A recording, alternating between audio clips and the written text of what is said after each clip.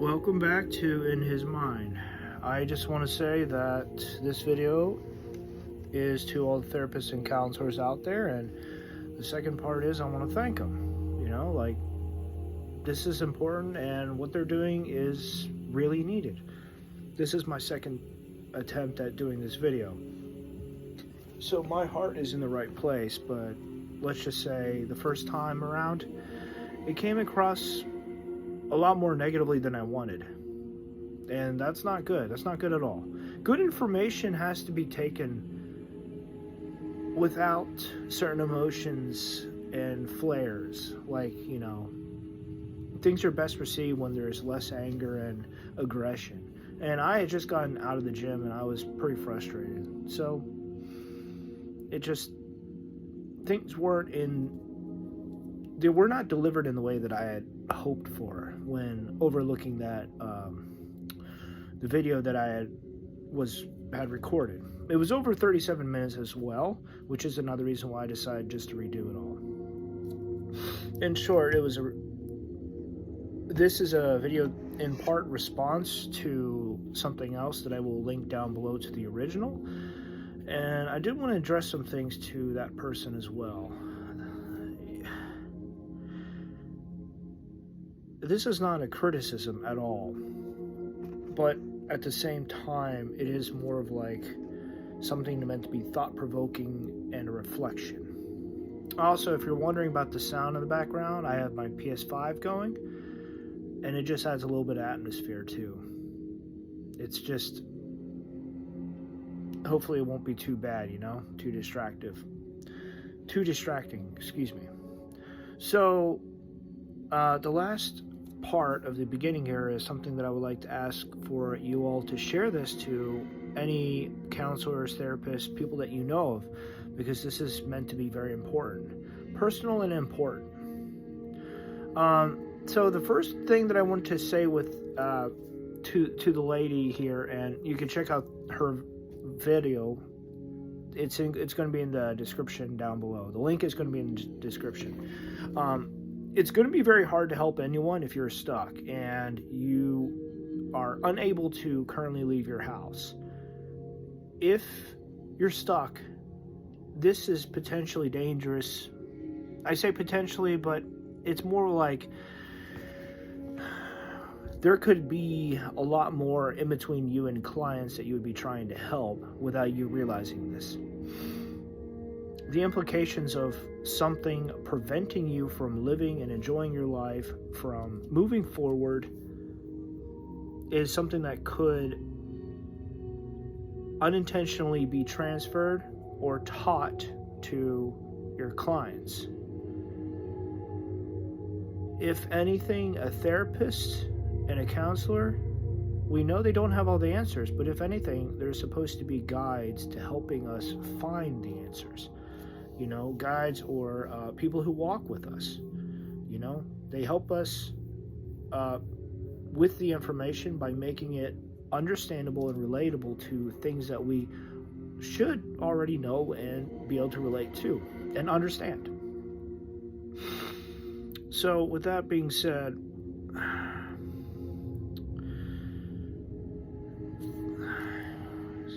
okay, my other phone's not here, so I can't look up information, unfortunately. Wait, yeah, it is. It's right here. It's right here. Okay.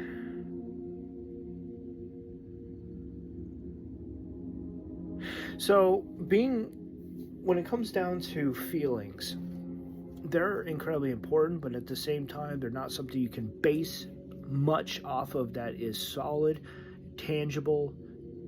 It's not a foundation, but it is a place to start if you need a place to start. You know this, and other people know this as well. But I want to say that getting to the heart of things could be more tricky depending upon what other issues that they're bringing up to you or that you notice. People are not exactly the best when it comes down to hey, I don't have boundaries. I don't have things getting in the way of me telling you my problems. Like me coming to a counselor or therapist, I already would be bringing my problems with me, having already identified them. like 95%, 90 to 85 to 95% of every client of a therapist or a counselor would not be in the same shoes as me. Unlike many other men who are in my age category, my age group, I am 37 now, but years ago, the same thing would apply. I had worked on my life to get to the point where I'm at. Like, I try to figure out, to work on, to fix, to identify as many issues and problems as I possibly could. Because in my mind, when I was a kid, I wanted to be the best. I wanted to have the best, which led to me wanting to be the best that I could be. And every step along the way, I was able to figure more and more out.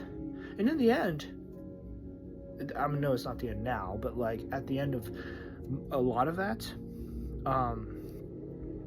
journey, so to speak, of identifying a lot of these issues and problems, because most of mine are identified and solved at this point in time, or at least manageable, if not solved. I've had help getting here where I'm at too, which is awesome as well. I just could not have gotten to this point without help. My parents, counseling, counselors, all of that. And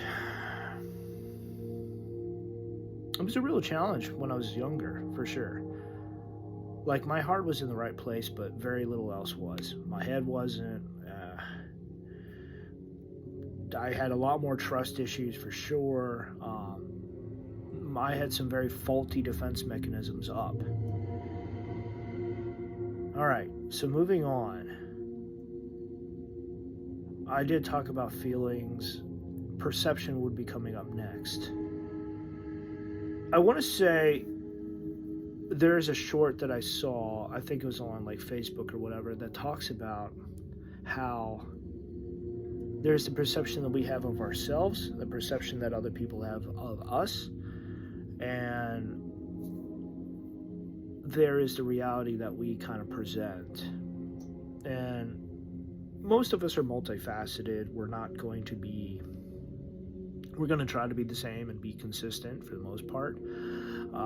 For someone like me, that it's not like I intentionally try to be multifaceted or anything like that, but I've noticed that my mindset ends up changing. Like, my thought process also change, and I don't have much control over that.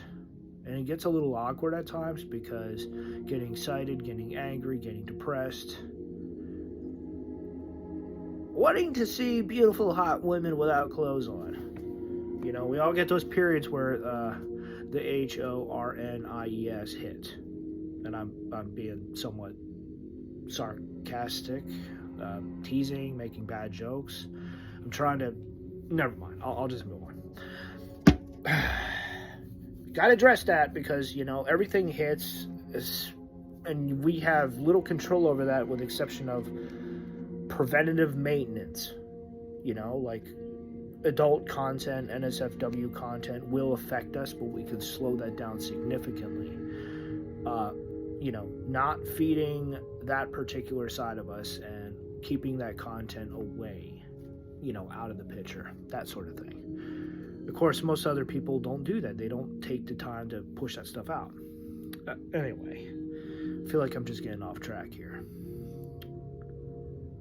The mindset that changes is not something I have control over, and that's tied to my feelings, my emotions, and a couple other parts too that's very, I guess, hard to pinpoint down accurately.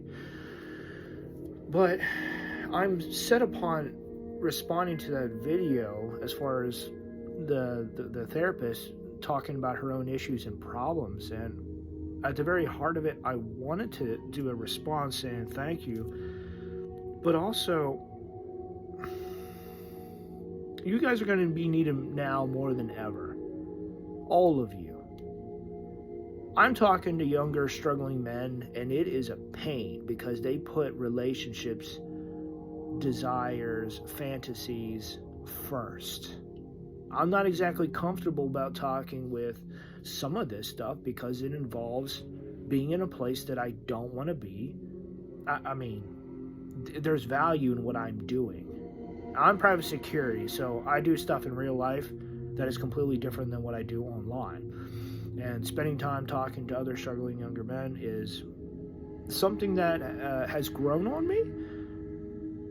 And in part, God has a sense of humor where he took something from my past, and it was a gift to me from, I believe a special needs sweetheart. She was very kind, very caring,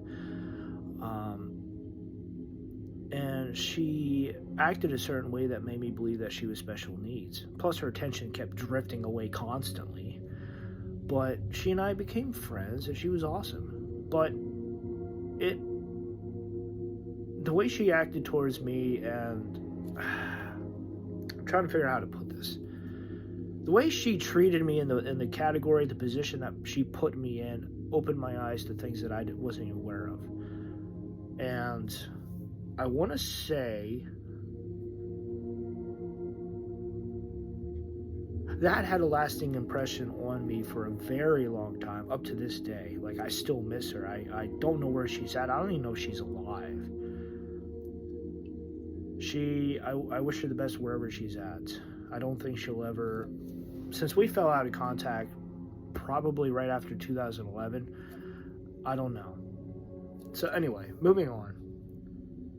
The gift that she gave me is something that, again, God has a sense of humor. He brought it back into play. Of all the things that he brought back into play, it was this.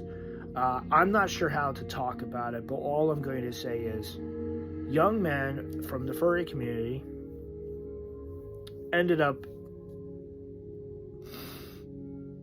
I'm struggling with this, contacting me. And I ended up spending more time with these guys.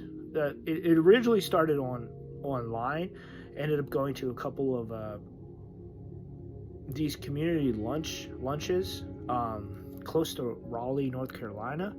I ended up moving away, and consequently, I still talk to quite a few of these guys, but it's online now because I moved away and I'm not really a part of that stuff anymore. It also didn't help that there were issues that I was dragged into and then blamed on me. And I do not have drama around me in my personal life or professional life. I do my best to avoid all of that if I can.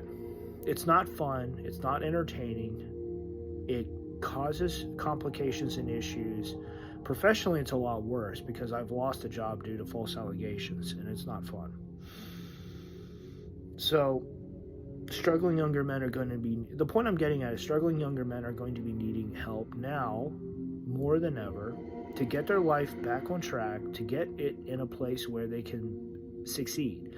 And if you take a look at some of the videos on TikTok, on YouTube, you're going to see a lot of unhealthy behavior and decisions made time and time again. I hate saying it, but I think this country needs a massive issue to get our attention back on track, combined with severe changes in leadership. That includes government and companies and all of that, but also in the media, legacy media mainly. We have a lot of news, Fox, NBC, all of them. A lot of them tend to report on the same thing. That doesn't help at all. There's a lot of things not being talked about. There's a lot of things not being hidden. There's a lot of things being hidden, but more importantly, there's a lot of focus that is either put on the wrong areas or a lot of blame being put on men. It's like it's a two-part where it's like stories and problems and issues, like two parts of the story. Let's put the focus on the women, and then let's put the blame on the men. So it's usually one or the other, but it tends to be two main points that are very consistent within stories. It's supporting women at the expense of men, essentially what it is. Yes, there's quite a few men who are not smart, who do a lot of things that cause these issues and problems. We know that. But at the same time, it's easier to get away with this when women are portrayed in a certain way that makes them to be looked at better, possibly more perfect.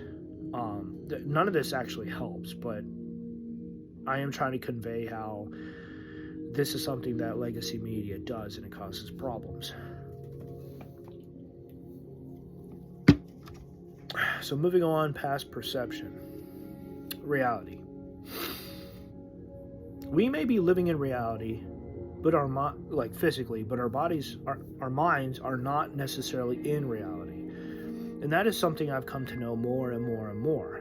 And it's like more aware of. And it's, the more I become aware of it, the more worried I become. And frankly, there's not much I can do, but hopefully I can tag in a couple of therapists and ask you to share this and spread this around. Yes, there are some mental issues and problems when you grow up in a broken home, when you grow up without solid mentorship, leadership, a father. And this is proven for both men and young boys and young girls. But the effects are going to be profoundly different.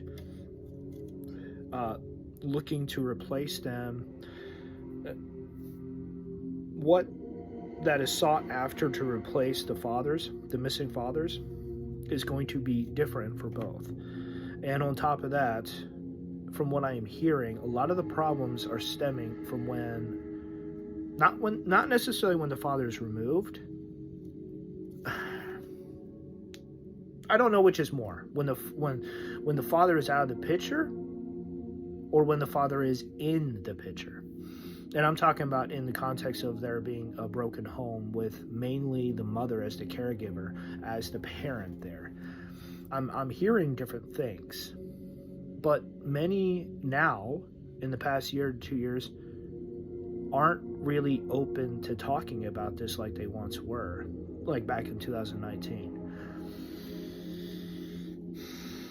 So I don't have any numbers or statistics, but I can definitely say from the young men who I've talked to, there are problems left and right. And this is the ones who I was, friends with, before I ended up moving away. So,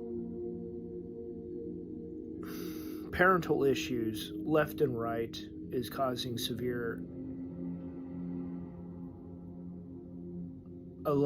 a severe lack of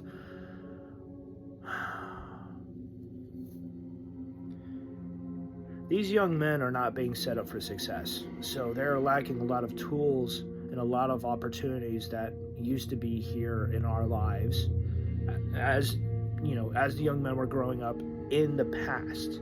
There would be fathers there to help them out in some way, shape, or form. Like through correction, through advice, through correction, through even friends and acquaintances who could help complement a parent's teaching style.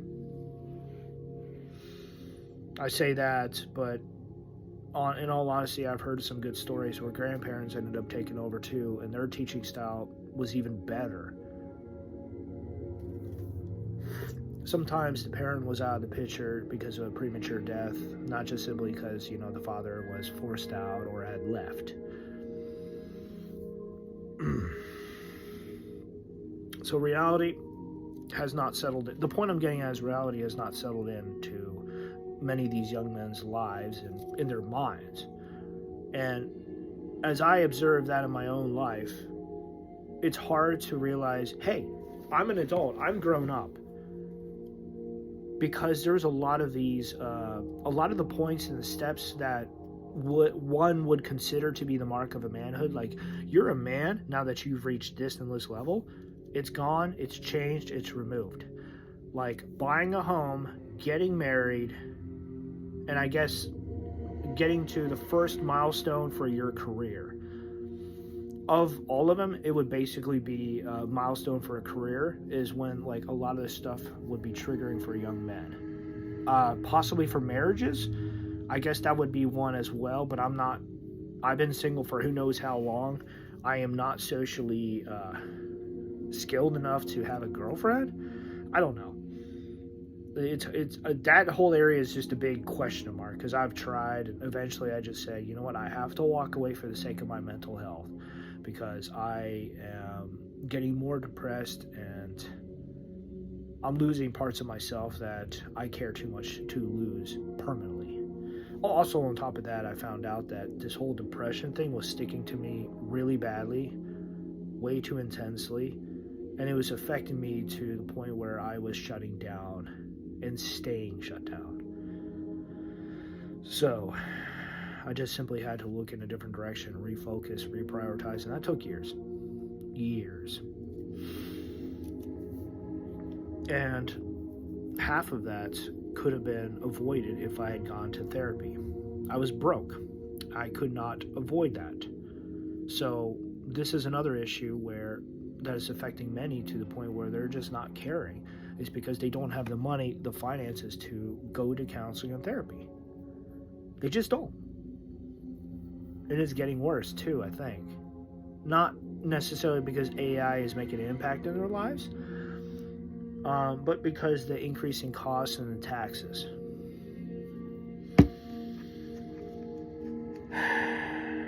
It's going to get worse. I just don't know how much worse. I think it's good to have some problems here because it forces change that may help break us out of our mold, may help break unhealthy defensive mechanisms, and help us to change, to grow, to mature, to adapt and overcome, as the Army told me. I have that Iraqi poster there on the right side. Sometimes I look at that and I think back where I was at. And I look back at what I've overcome, where I've been, and it helps remind me to be thankful, and it brings me back to the here and now. I have to fight my depression constantly, and this is an eye-opener here. In the past couple of days alone, I realized I work nights, so my vitamin D intake is a lot lower than what it should be. That is something I never realized was actually adding to my depression. I'm fine now because I started taking vitamin D literally yesterday. And obviously it's too soon to say, hey, this is part of the cure and the fix that I need to help deal with my years long worth of depression, because that started back in 2012. It got severely worse in 2012 when I ended up dating the wrong person who used me for my money and for sex. She was an awesome girl, and I had gotten to the point where I was in love and talking about marriage. We were looking at engagement rings. And then she met my parents because I was like, I thought she was the one, and we got into arguing afterwards because she wanted me to rely on her and only go to her and not my parents. And that is actually what split us apart. But my parents signaled it to me afterwards, like there was a lot of issues and problems that I just could not see. So anyway, it took me 3 years to get over here, and I'm glad she's got out of my life. But like, the damage was done. I was broke. 6 years of being broke, give or take. That's not a hell I wish on anyone. It was hard, very hard. I am doing a lot better now, thankfully. Anyway, I feel like I got off track yet again. Bringing me back to here now and being thankful with what I have. Overcoming obstacles, those challenges, those walls in my life, getting around those walls in my life, keeping myself from being complacent. This stuff's important, but it's not being, to my knowledge, it's not being passed on very well to the younger guys out there. To those boys who are growing up with their fathers, some in the church, some outside the church. I know a few guys. These men have grown up with severe issues, and they know of what to avoid. So even if they're not getting what they need, they're at least avoiding some of the major issues and problems that their fathers actually went through. So that is somewhat encouraging. I believe that is too few and too far between. And unfortunately, I think more effort is going to be needed. So either way, I just want to say thank you. Just keep in mind, young men will be needing more help now more than ever. It's really that simple. As far as my own personal issues, faulty defense mechanisms, the fact that there was a spiritual being in my life for over 13 years, my parents praying every single day when I was deployed, because I believe I picked the spirit up when I was overseas, but I'm not entirely sure of everything. Either way, he was in my life for 13 years, and my perception has been more or less permanently altered. That adds a different element to counseling and therapists that is frankly an unknown factor, because again, spiritual stuff is very interesting, and it's not something that would be like something that could be changed by medicines, pills. I can change my thought process only so much, but I can't simply deal with, like, dealing with spiritual beings is not something that could just be handled through pills. That's what I'm trying to say. Unless you're trying to shut down the other person for a certain amount of time for specific reasons, like safety reasons, or to kind of refocus someone, like dealing with severe depression and anger. I wish I remember the specific terms of these treatments, but I don't remember, unfortunately. Like, people could be off in their minds, and they just need like that emergency help to get them to a safe place for there to be opportunity for change. What else? Oh yeah, right. So a lot of these guys who started talking to me realized certain things, and I had been in their shoes with some personal stories I'm not going to be talking about right here or there, but I will say that some of the issues that have happened to me, there was a certain individual, Sergeant Poley. He was the biggest challenge in my life to date, and because of him and obviously some others, I came to view myself as a monster, and it caused a lot of issues to the point where I was like, I hate myself as a man. I hate myself. I hate my masculinity. And back in 2000, going from 2000, the time period when I was in the Army was 2005 to 2015. 6 years active for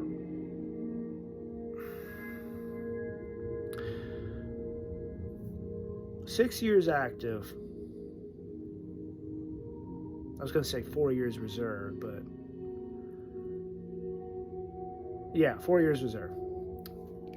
I don't know why I had a blank there all of a sudden. I don't know. But yeah, 6 years active duty, 4 years reserve. The extra year was for trying to get out with through a medical, getting out through the medical side to hopefully get out with some benefits.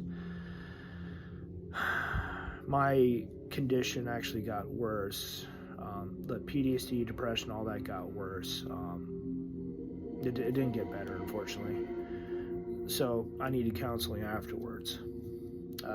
From 2015, 2017, I was able to get some counseling. So there's definitely some help there, but I had to get help from a church because I couldn't afford it at that time. I was at the very back end, the last couple of years of being of going through my broke phase after dating the wrong person. But that was the start of what I needed to help get me the help that I needed to get back on track with my life and my mind. It's really hard to get on your feet when your mind isn't even in the fight, when your mind is completely elsewhere. And that's kind of what one of the overarching themes that I'm trying to get at with this whole entire video is that these young guys minds are not on their future, they're not in their lives, they're on like their desires, relationships, and a lot of things that I can't really talk about here, but NSFW content. I wish there was more things to talk, but at the moment, that's all I got. So thank you again. Take this to heart. And don't give up. We need you too much.